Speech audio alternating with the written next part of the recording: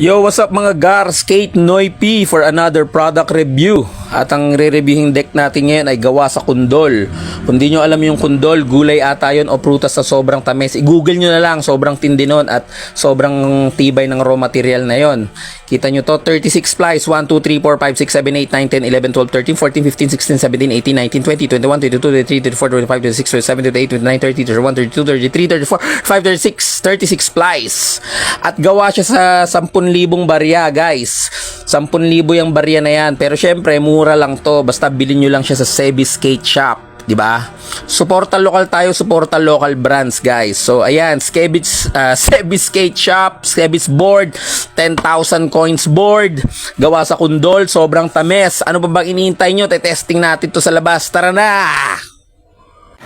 Ayan guys, tinesting na nga natin with Sebi the Kid, Crooked, Showbit,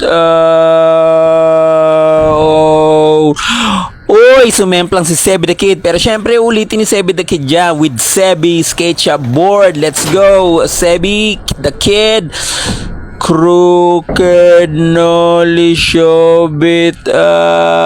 Siyempre buo na. Uy, inapakan pero di nabali. Kasi yung Sebi's board yan eh. What's up kids? Inulit ulit. Crooked, grind, Sebi skateboard. Oh, di ba panis? Ano, Sebi skateboard na.